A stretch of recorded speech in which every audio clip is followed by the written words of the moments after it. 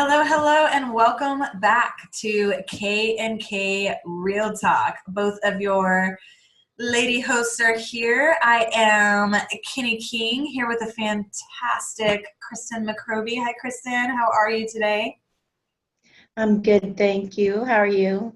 Fantastic. How's the weather over there today? Like, are you guys sunshiny? What's going on? Oh no, it is like hailing, Oh my God. freezing rain. It like super slippery. Oh no. Ooh, yikes. Yeah, I'm just covered in clouds over here. I thought it was going to be really dark whenever we hopped on and did this because this big storm blew in and like it was super, super dark. And I was like, oh man, the people watching the video, they're not gonna be able to see me. But fortunately it lightened up and you can see me and here I am. So yeah, thank you so much for tuning in. We're so happy that you're here. And today we're talking about something that I think is crucial to talk about. I think it's so, so important to talk about, and that is anxiety. A lot of us deal with anxiety. We manage anxiety, and maybe you're already experiencing struggle when it comes to your symptoms being taken seriously.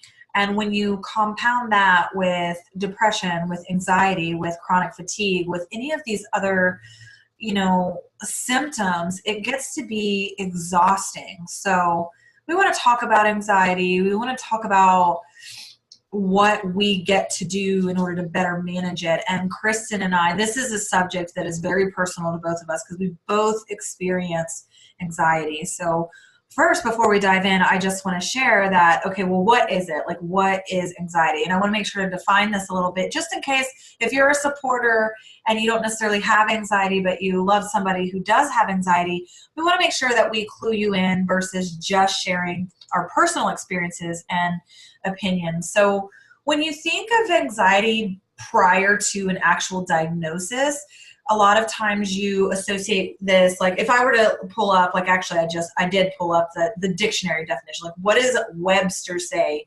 anxiety is? And so that definition just basically stipulates a feeling of worry, nervousness, unease, often about an imminent event or something with an uncertain outcome. So this pops up if we're in casual conversation. This comes up more like my anxiety is rising, like I'm tense, I'm worried, I'm uneasy, right? However, when we look at the world of psychiatry, when we look at a disorder or a diagnosis, anxiety is characterized by, it's a nervous disorder, and it's a state of excessive uneasiness and apprehension, typically with compulsive behavior or panic attacks. So this is really important because we have anxiety like as a general nervous disorder, we have anxiety attacks, and we have panic attacks. And these can all present differently. Somebody who simply has simple is not even, that wasn't the right word, but if you only have a heightened level of anxiety, you may have anxiety and never experience panic or anxiety attacks, but you still could have the diagnosis of this nervous disorder. Now, then there's anxiety attacks, which often has a stimulus. There's something that has either happened, you're in a triggering type situation, and something triggers anxiety to rise and result in an attack. So that is a little bit different. Or you have an anxiety attack anticipating something, which ends up being the trigger, right? You're triggered because the event didn't happen yet, but you're anticipating the event. That's completely possible. And then when we're looking at panic attack, this attack doesn't seem to have a connected event. This one seems to, and I say seems, I'm going to explain why I'm saying seems, because mine actually don't fall into either category, and that's why I'm expressing it this way. However, when somebody's talking about what is the difference between a panic attack and an anxiety attack, the panic attack does not seem to have a stimulus. It seems to be out of the blue. You could be driving, all of a sudden, heart starts racing. You start having whatever your symptoms present as an attack, you start having that happen to your body, and it seems to have come out of nowhere.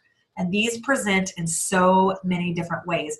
And so we want to be here to support you. And both Kristen and I highly encourage that your self-care is a priority, and that if you're struggling with anxiety, if you're struggling with what we're talking about today, we want to encourage you to make sure you have a network of support. Like, guys, I was in counseling this morning. I go to therapy. And I mean, I'm a coach. I help people through these types of things. However, I also must make my self-care a priority. So I have a coach, I have a therapist. I make sure that I'm surrounded by support, so that if my body starts breaking down, if my mind starts breaking down, if I start, like, I have that support. And so I know Kristen's on the same page with me here, where it's like, reach out when you need to reach out. Find the safe places, find the places where you can get support or people do understand. And I know, I'm pretty sure you won't mind me sharing, Kristen, but you and I have become really close doing this work together. And so there have been times where, like, you'll even just reach out to me and say, oh my gosh, like, here's what's happening in my brain. Can we talk? And we'll just kind of chat, because you know that, this isn't about judgment. This is about just holding space and being here for one another, right? Like, so make sure you have people like that in your life. If you get nothing out of this episode, it's, hey, reach out and build yourself a community of support. And we love holding the space for you and being a part of your community. So, Kristen, I'd love to know, we've talked a little bit about this before, but could you share with us how anxiety presents for you? Like, what is your experience with it? And just give us some insight to what your life has looked like with anxiety. I've had anxiety since I was like a kid, like a little kid, like younger than 10 probably. I was diagnosed with anxiety probably like in late middle school, and then later with depression at the end of high school. Anxiety presents to me in me like a couple of, I feel like there's levels of it. There's levels of anxiety, and like I think of it kind of like a thermometer. It's raising, and then you're just like, oh my God. For me, it could be like the increased heart rate, I sweat, clammy palms, nausea, headache. Oh my God, like there's so many. It's funny because like stress and anxiety can mimic illnesses. Like you can feel like you have the flu, like you're achy and you're tired. And I mean, chronic fatigue is a big one for me. I sleep a lot as it is. Like I'll sleep 12 hours a night, sometimes more. And I can like still be tired. Like I literally am always tired. Sometimes I know when I've overslept, because like you get this certain like specific headache, but like there's just so many, like we get like cramps is a big one. Like when I start to get anxious, I start to get like endo flare, which presents like endo belly and cramping, and you're tired. And I mean, cramping is a big one. Like sometimes the cramps are so bad, like it literally will just like stop you in your tracks. You're just like, oh.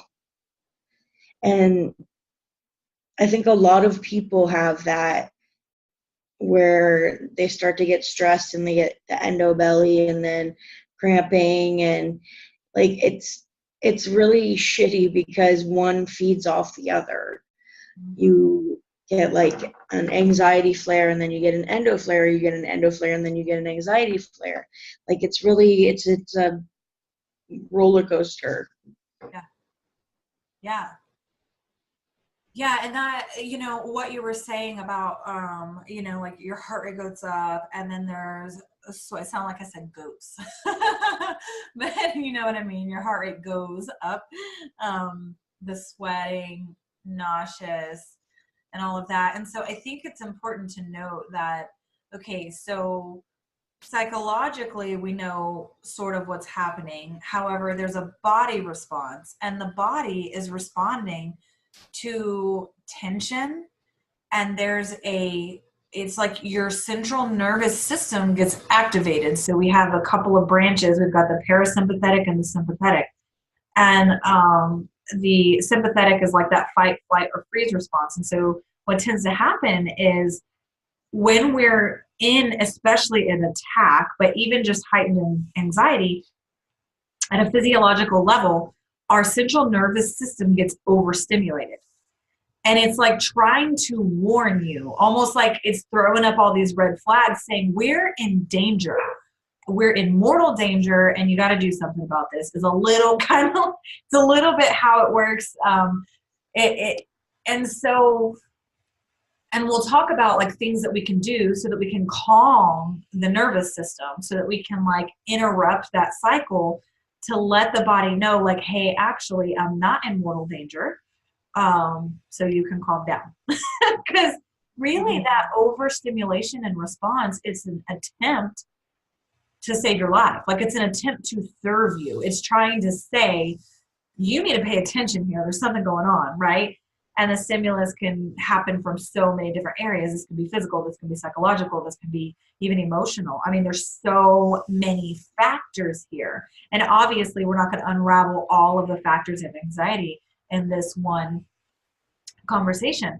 But yeah, for me, it actually shows up similar to how it shows up for you. Like so when I was talking about like, there's anxiety attack, there's panic attack, mine are very, very interesting because they say that an anxiety attack, since there's a stimulus, if you remove the stimulus, the attack goes away. And then a panic attack, there's no stimulus. Well, I'm right smack dab in the middle, so maybe I need my own branch of anxiety or whatever. But it will build from a stimulus. The stimulus will be removed. I will be an hour and a half away from that stimulus, and then I'll have the attack. So it presents as a panic attack. I had this happen to me in the middle in a movie theater. I've had it happen to me on airplanes too. I hate when it's in public because I'm always like, Kenny, you have two options here. Like, if you don't keep it together, you're going to end up in a psychiatric hospital or in jail. That's it. Like, those are your only options if you don't keep yourself together. Because this is the weirdest thing. I don't know if I've ever told you this, Kristen. I've had so many like traditional attacks with, I thought my heart was about to explode and I was certain I was dying and I was hyperventilating and I was like, gasping for air and I couldn't talk. Like normally I can't speak. That's one of the issues that I have because I'm utilizing so much of my energy to try to keep myself from losing control. So like I've had a situation where my husband's trying to help me and he thinks I'm dying and I think I'm dying. So then we both just think I'm about to die. Even though logically you know that it's an attack and that you'll survive it, your body's responding as though you won't. So it's scary. And so now we have a plan, and I'll tell you more about that plan, but let me go back to this movie theater scenario because this one shocked me. I'd never experienced this before like this. Here I am, all this anxiety stuff happened. My husband picks me up from work and I raced. We left my car there. We were going to the movies with the kiddos. So here we're at the movie theater, halfway into the movie, and all of a sudden I'm really uncomfortable and my body feels like almost maybe like I'm swelling. I'm not actually swelling, but like my jewelry bothered me. Like I was taking off my jewelry. Fortunately, I had a blanket, but underneath the blanket, I had to take my shoes and my socks off. My clothes, everything felt like it was suffocating me. My clothing was suffocating me. My jewelry was suffocating me. Like my watch, my ring, my socks, everything was. I was really uncomfortable. And I remember my husband leaning over and going, "You're not okay, are you?" And so I think he could just tell that I was taking things off. And obviously, here I am in the movie theater. My, kiddos are there. And I'm thinking, and all I want in the world, I'm in sheer panic mode. And I have this This sounds so crazy. I have this deep desire, like I must, like I wanted to rip all my clothes off and run out screaming. Like that was the physical desire I had. Now, logically, I was like, that doesn't make any sense. I'm not, I don't streak. Like that's not my thing. If it's yours, cool, whatever. But like, this is not a personality thing. This is so totally bizarre and out of the ordinary, but I felt like my clothes were suffocating me. I felt like I was going to die. And I wanted like, it took every ounce of energy in my body not to rip all my clothes off and run screaming out of the movie theater. So, and I was like, what the hell is that? And so when I was talking to my therapist about it, she was like, you were in a full blown panic attack. And however, that panic attack did have a stimulus. So it's like, what do you call it? An anxiety attack, a panic attack? But they call it a panic attack because I was so far away from the stimulus and it came out of nowhere. But I've never had that happen like that before. I mean, I've thought I was dying. I've hyperventilated. I've had the heart palpitations. I've had angry outbursts. I've had pretty much all the other symptoms you associate with maybe an anxiety or panic attack. But this, like, I've never even heard of that. Who feels like their clothes are suffocating them and they feel like they need to rip them all off? Like, it was just the craziest thing. So, and that's what I mean by, I had this thought, like, Kenny, if you do not keep this together, if you do not keep your cool here, like, A, you're going to traumatize the kids and your husband.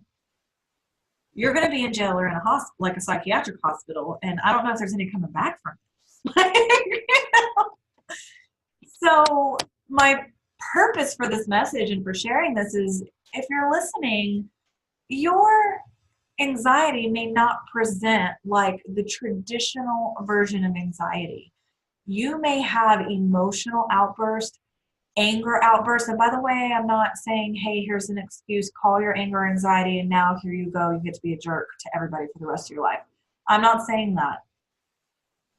But I am saying that there's this, you can get curious and compassionate around the parts, these moments where your anxiety seems to take over your body, and recognize that your body is reacting in a way to protect you from something. And so giving yourself that step back, and I love the way you explained it, Kristen, with levels. Like giving yourself a way for you to gauge which levels you're on and what you need at those levels. Because if you're having these consistently, obviously some changes need to be made. We need to find out what's going on. Let's see if we can adjust some things. Sometimes this is a gut health thing. Sometimes this is malnourishment. Sometimes this is emotional trauma. I mean, there's so many aspects to this, right? So this isn't like, let's not put anxiety in a box and pretend like we know all the answers around how it presents. And let's also not pretend like just because I have anxiety means that I have anxiety and there's nothing I can do about it, because that's not true. We have options. So, and stress, just like you were mentioning, Kristen, that chronic stress, man, that can really feed that heightened level, those heightened levels. Yeah. And so I want to make sure that we share a little bit about what we do if our anxiety, whatever, no matter what level, like if we notice our anxiety is raising, if we go into an actual attack, so that we can just give some tips and share. So do you want to just dive in and share some things that you do when you notice your anxiety heightening or go into a full attack? I definitely do the breathing, and my boyfriend now does the breathing. We don't necessarily like count anything, just in through the nose, deep to like, you want to extend your belly so that you're getting the air to the bottom of the lungs, deep through the nose and out through the mouth. I'm already doing it with you. I'm over here breathing deep. And like, and hold it for like a few seconds and then blow out. And I just like, I can feel my nervous system calming down. And like, I can think, because like, also when I get really anxious, I get like this like dizzy, blurry vision thing going on. So like I have to close my eyes and like do the breathing and like you're okay, you're fine, you're not dying. And like my anxiety, um, like I guess it's panic. I mean, like it doesn't really have, like I do have triggers, but sometimes it'll just come out of nowhere. Like for some reason, some random times I'll get anxious going into the grocery store. Like I don't know necessarily what like triggers that. If it's just like being around a crowd and like people I don't know, or like I have to do like this checklist, or I don't even know what it is. But sometimes I'll just get anxious going to the grocery store, and like I think people need to know that we are also very human. We get anxious, we get depressed, and like we talk about all these things and tools how to feel better and combat these things. And we do these things too. We don't just tell you to do these things like the breathing exercises and self-care. We don't just tell you to do it. We do it as well. Like I love a hot bath with Epsom salts or with like a THC or just CBD bath bomb, and like that I find that really relaxing. Like if I can relax my body, because I get really tense muscles, I think that I have this certain level of anxiety that I always am in. Mhm. And so I find if I can just like relax my body a little bit, it gives my brain like a little bit of relief. Just like, okay, like let's just calm down the pain and the nervous system. Like, because when I'm anxious, I feel like it's a full body thing, just like endo is. Like sometimes when I'm anxious, I just like I feel like I'm checked out even. Like you just like I'm looking at you and it looks like I'm listening, but really I'm just like out of it. Mhm. And I think mindfulness comes into play a lot. And if you like look into mindfulness and practice mindfulness and just be aware of your body, yourself, your mind, your environment, I think that helps with anxiety a lot. Like, why am I feeling this way? Okay, well, let's take a look at my environment. Let's take a look at what's been happening in my life lately. Let's take a look at a fight I had with my boyfriend a week ago, which is still not resolved for me.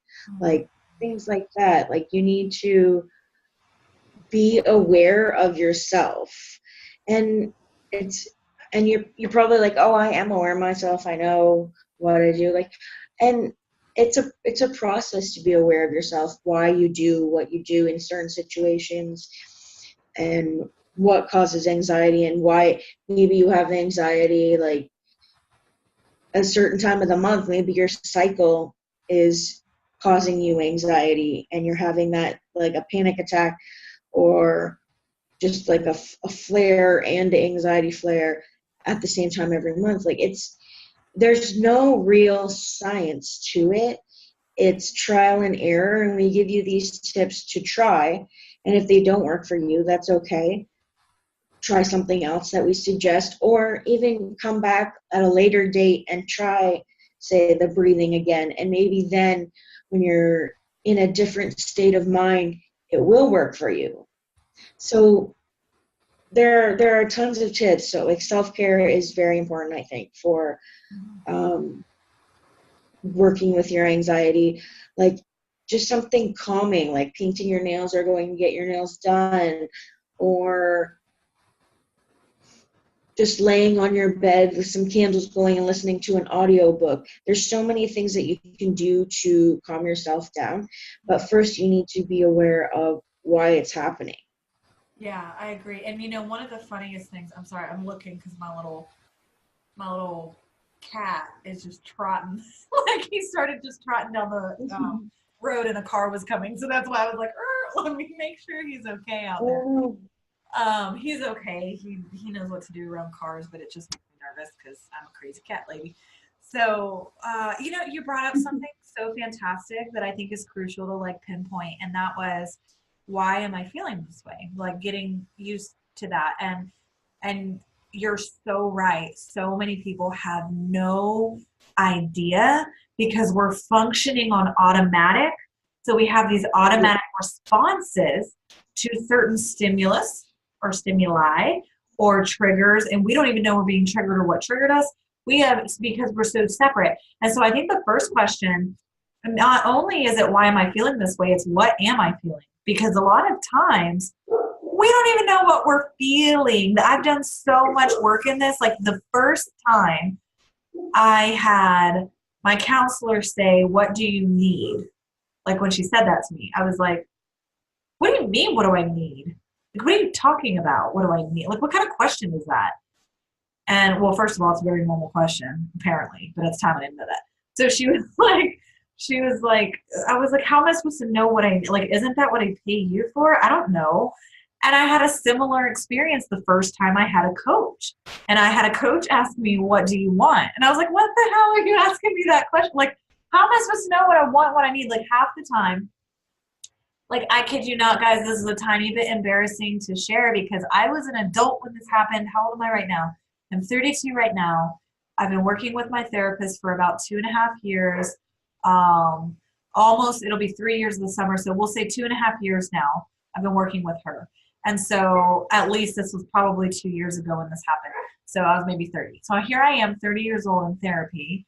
And she has to bust out, that sheet with all the faces with the emotions, like that funny looking guy with the, like almost like Bart Simpson, but a longer face. No, Bart Simpson already had a long face. You know what I'm talking about though? Like the sheet that has the emotions. And so she prints this sheet out and puts it in front of me, and she's trying to help me like verbalize what I was feeling. And I'm an emotional type person. So I've always felt like I was in connection with my emotions. However, when we're acting on automatic like this, or when our body response is on automatic, and clearly my dog agrees with everything I'm saying right now. He wants to give his 2 cents. Whenever we're on automatic like that, we are not always aware of the what and the why and the how. Like, what am I feeling? Why am I feeling this way? So if we ask, why am I feeling this way, but don't know what we're feeling, that means the road to recovery or better managing our anxiety is so much longer, right? Like, because we have no idea, we're so separate from it. And so, yeah, I love that you mentioned that. And then Kristen was also talking about these breathing techniques. And so in order to turn on, I'm not going to go into all the science between sympathetic, parasympathetic, central nervous system, all of that fun stuff.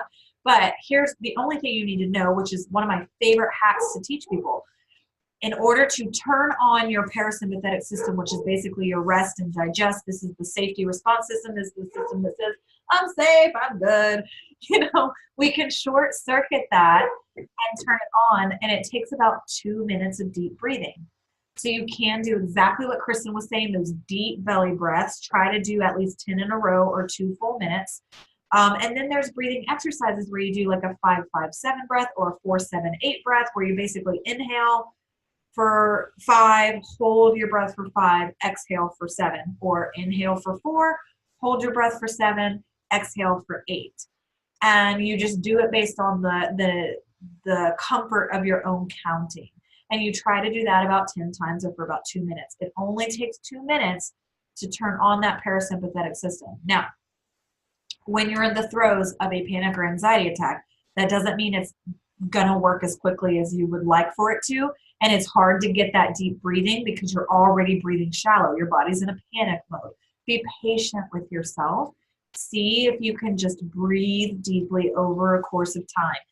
I think counting in that moment can help because now you're focused, and that's a little bit like grounding. And so if you've ever heard of grounding, you're getting yourself in your body and in the present moment. So sometimes when people ground, they might look for 5 blue things and say them out loud. Or I've done this. I was on an airplane one time and I was in a really bad state, and my husband was like, he didn't know yet because I couldn't tell him what was happening. So I'm like looking out the window on the plane, and I'm finding as many words as I can. and I'm spelling them forwards and backwards. Like I'm associating with the words, and I'm feeling my feet on the floor, and I'm feeling my butt in the seat, and I'm touching things. I'm grounding myself, because it's sort of like I'm allowing my logic, even though my body is in panic, my logic, I'm telling my logic that I'm safe. So I might be breathing deeply. I might be spelling backwards and forwards. I'm looking at things. I'm associating with my environment. And so you can do this a few different ways to ground yourself. What do I feel? What do I see? What do I hear? What do I smell? And getting yourself in your body, in the present, so that you create a space where you can actually come to a calmer state. Because if you were in real mortal danger, you wouldn't be able to do that. So then the body catches up to what your brain is doing. Does that make sense? Absolutely. I hope that was clear. Okay. So yeah, the breathing, grounding techniques. And guys, if you want more ideas on grounding, just give it a Google, because there's tons of ways that you can ground. And I've done this where I've actually seen other people having anxiety attacks. I don't have attacks on airplanes because I'm scared. My attacks were, I had an attack this particular airplane ride for other reasons. I have a hard time when we're on the ground and the doors closed and it gets hot. You know how like you're just grounded in an airplane in this capsule tube with 1,000 people, hot, and you just need to go somewhere. And like, that was me. It's not like takeoff or landing. However, I've been on an airplane and seen other people go through that and helped them through that via grounding and breathing. So even just those two techniques can really, really be very, very useful, especially if you're not in a state where you can start to explore, what am I feeling? Why might I be feeling what I'm feeling? What are my triggers? Those are easier to do after an attack, before an attack, when you feel your anxiety rising, but you're not going to have access to that information when you're in the throes of a full-blown anxiety or panic attack. So that's the time to breathe and to ground. And there's another technique I'd love to share, because we have so much research around deep pressure therapy. So we see this even, I hate to use this example, but this is just an example that I have access to that's very easy to share. We know that deep pressure therapy also does kind of like what the breathing does. It short circuits the autonomic nervous system. It lets the central nervous system know you're safe. It calms the system. So they actually use this in farming scenarios where they're like, it's a pig or a cow's time it's like the end of their road. They have a squeeze machine and they squeeze them for 20, 30 seconds and then release them right before, and it calms them so that they're not in a panic, so that they're not afraid, and that it's a more humane scenario. So we utilize this with those with autism. They very much, and because what is autism, they're a lot of times their systems are overstimulated, right?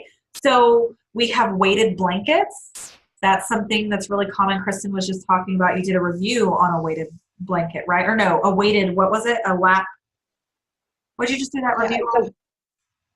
It's a weighted lap pad. So sometimes I like pressure on that, like on my pelvic area, and sometimes like you can't stand it. So like when the times are that I like the pressure, I like to put that on my lap, or I'll even lay it on my chest like a hug.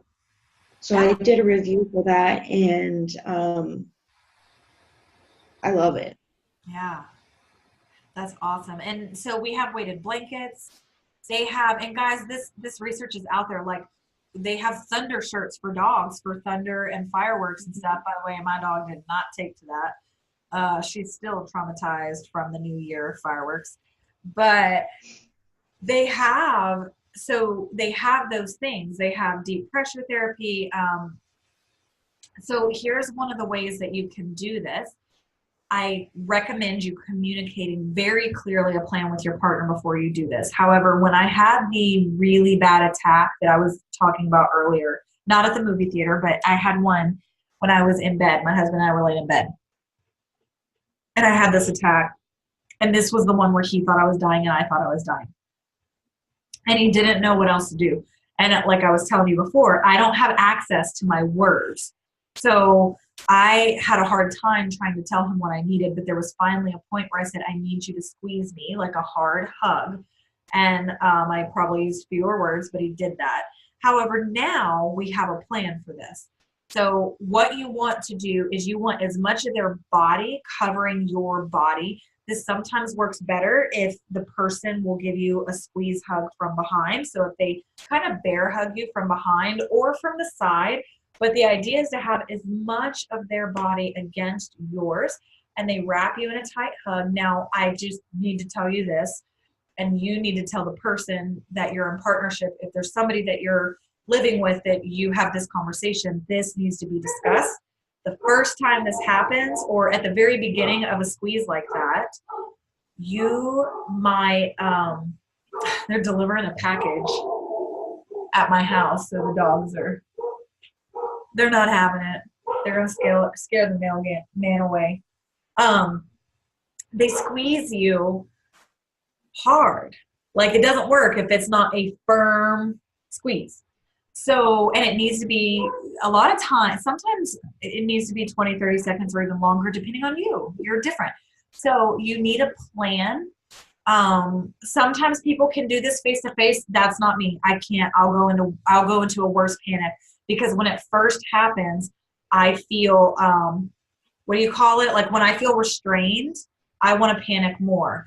You might be that person. If you feel restrained and suddenly somebody's wrapping their arms around you, at first it's very natural for you to actually feel more panic instead of less. So I have a plan with my husband where, if that's the case for me, if I double tap, he's going to release a little bit. He'll still hold me. If I double tap again, he's going to release more. And then if I like do this, which if you're only listening and you're not watching, basically I have my arms wrapped around each other like I'm giving myself a hug, and I'm squeezing with my fingertips. So if I squeeze with my fingertips in my home, that means I need more pressure, deeper pressure. And if I tap with my hand, that means I need you to release some. If I tap again, release more. And if I need to do that until he lets me go, I need to do that. And then we can try again, right? Like, if I can't use my words, I have nonverbal cues. So if you're going to do this, please utilize nonverbal cues so that you have a plan, because I've been in an attack at 120 feet below the ocean, like on the ocean floor, when I was scuba diving. And this was one of the worst experiences of my life. And one of the reasons it was one of the worst experiences of my life is because my ex kept trying to have his face in my face and was like grabbing me by the shoulders, and he kept like jerking me around. He was trying to, like, I don't know what he thought, like his eyes being the size of basketballs. Like, I don't know why he thought that would calm me down, but I kept trying to look away because I was hyperventilating. We're at 120 feet below the surface of the ocean. So if I shoot up to the surface, I'm dead. Like, that's it. Like, if you're a scuba diver, you understand there's all these dangers. Basically, I got nitrogen narcosis. An anxiety attack is actually a very common, you do one of two things. You either feel drunk and tipsy and you're trying to maybe kiss fish or something, or you go into panic. Guess what happens? Panic. Of course, right? Girl can't get tipsy under the ocean.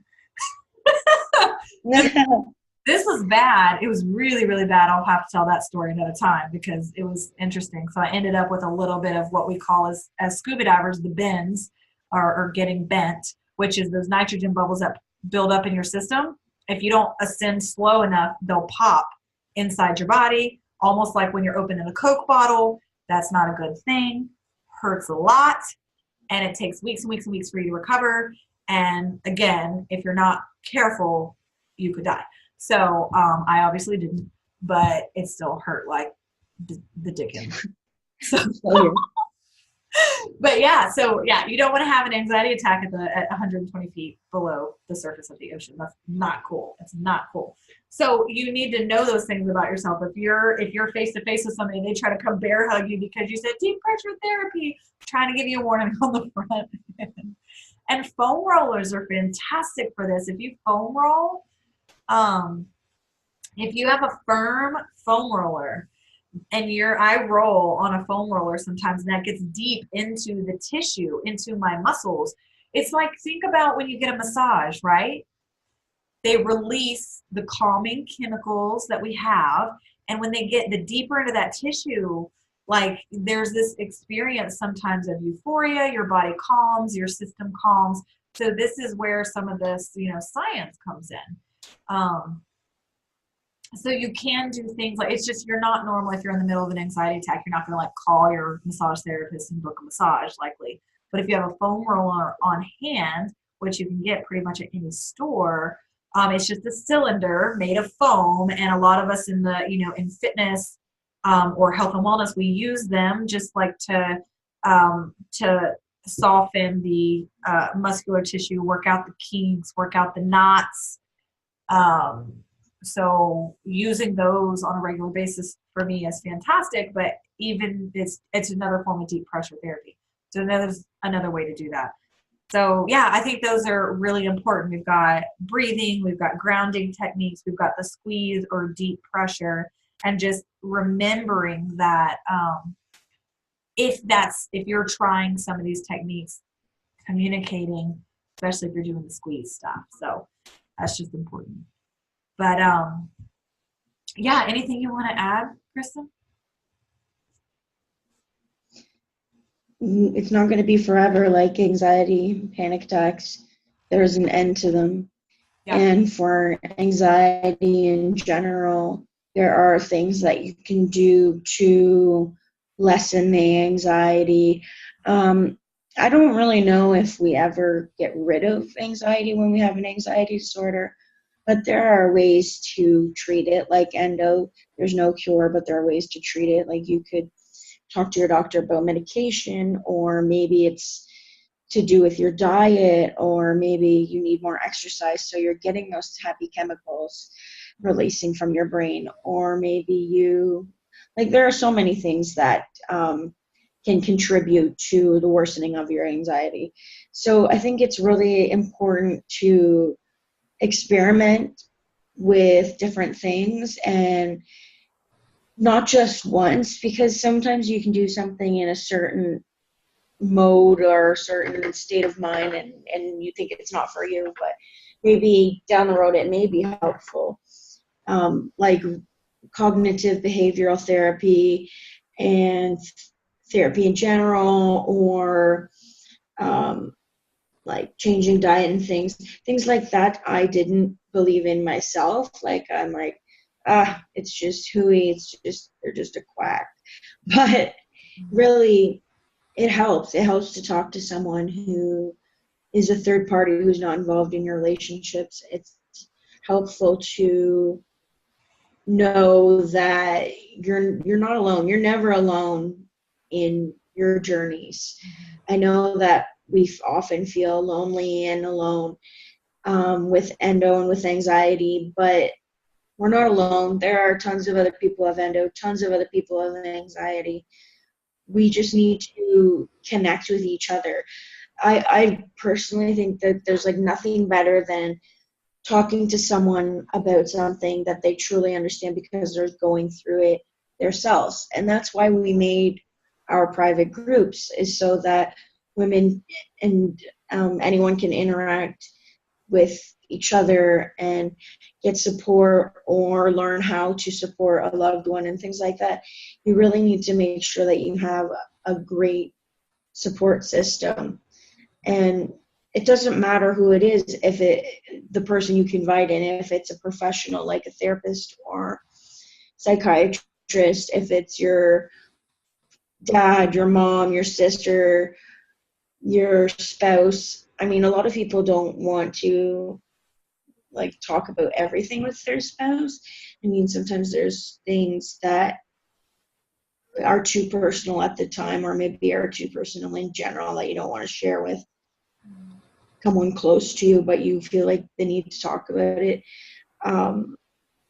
It's okay to ask for help.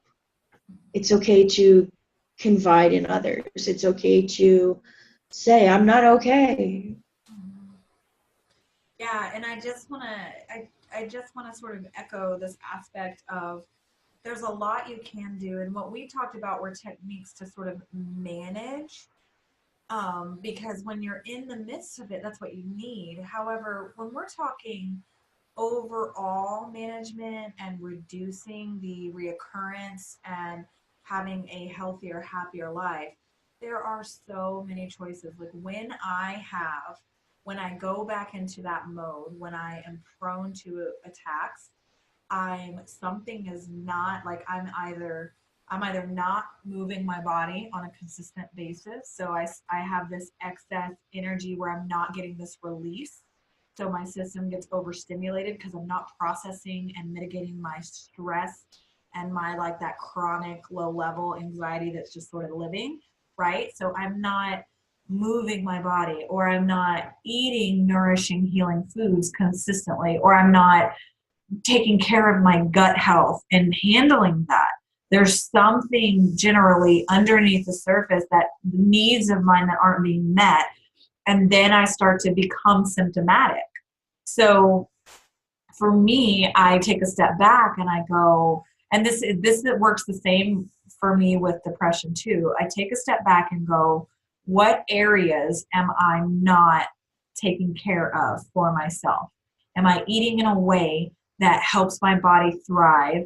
And they talk about the gut brain connection, and how they can treat even severe mental disorders with high amounts of carefully introduced microminerals and nutrients. Like literally, they have that. I saw this fantastic TED talk about like mental health, and it wasn't just like mental health and nutrition, yada yada, eat better. No, it was like you can legit make this disappear if you like pharmaceutical grade overload this body with vitamin this, vitamin that. It's like all of these vitamins and nutrients, because the body has this chronic low level. It can't function. Nothing can function. It's breaking down. So that's not saying, by the way, that, well, get your crap together, your anxiety is your fault. Like, guys, I still experience from time to time. I still experience this sometimes. Like the event I was talking about that I had when it was just like my husband and I here. We were in this house. I've owned this house for 2 years. It was within 2 years that I had that attack in my bed, just where here it is. So now if I look at my behavior, could there have been ways that I maybe could have been taking better care of myself? Sure. So I take a step back and I go, am I taking care of myself? Am I meeting my own needs in my physical environment, in my body and health, in my mental state, in my wellness? What do I need? And once I start nourishing myself and nurturing the areas of my life that need my attention, I'm less symptomatic. And that's the same for anxiety, insomnia, depression, endometriosis. It's all of it for me. So keep that in mind, that while, yes, like whatever you need, go get that. If counseling and therapy or a medication, or like build yourself a system of support, and get yourself the help that you need, and start utilizing techniques. And how can I help my body? Like, how can I love myself through this? Right? Because that's what it's about. Like, how can I love myself through this? Can I love myself with really yummy, nutrient dense food to give my body what it needs? Can I love myself with hydrating my body well, moving my body in a way that feels good? I'm not talking about you have to do an exercise routine. I'm talking about if you want to hula hoop, or whatever. If you want to dance, dance. Yeah. Like feel. I'll definitely add to that. Like, you going from a very sedentary lifestyle to going to do jiu-jitsu and Muay Thai 2 to 3 times a week, for me, has actually improved not only my anxiety and mental health, with just like feeling more comfortable in my body, more confident about what I can do. Getting better at the sport makes you feel better about yourself. My pain has been better, actually, just moving those muscles. Like I say, motion is lotion,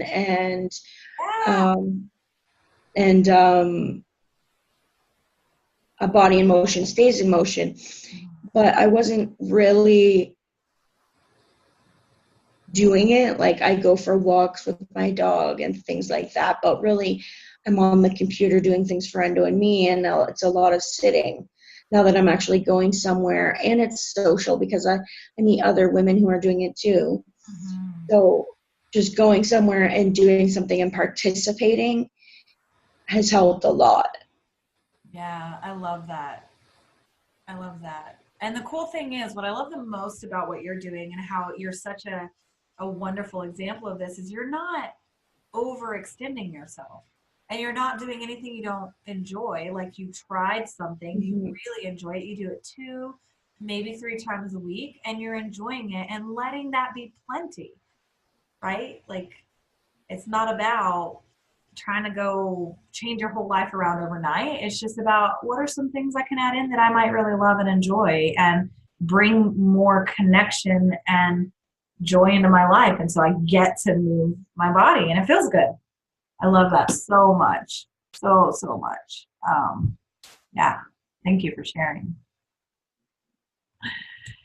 So, yeah, anxiety. And this is a topic we could talk about for so many days. There's so much in here. It's a big topic, it's a big subject, much like depression. So, we hope that this was really useful as far as if you can at least walk away with a little more compassion about for yourself and also getting curious about, well, what am I feeling and why might I feel this way? What is going on beneath the surface, as well as having some very real techniques, the breathing, the grounding, deep pressure therapy, finding these ways to support yourself. Because if you're in pain, and if you're in the throes of just what it is to be in life, because life is anxiety inducing all by itself. I mean, come on, hello. um, give yourself that space to explore and try like what might help me. And there are also herbs and supplements and all kinds of things that you can try. So I think our message is here: create the support you need to have, create a community, create a safe space for yourself, try things and find out what works for you, for your best body, your best life. And by best body, I mean like feeling good in your body, and your best life and your highest good, so that you can enjoy this experience of life without the anxiety ruling it. So thank you so much, guys. Thank you for tuning in. Thank you for watching. Thank you for listening. And we love you, and we will be back next week. So have a fantastic, fantastic day. See you next Monday.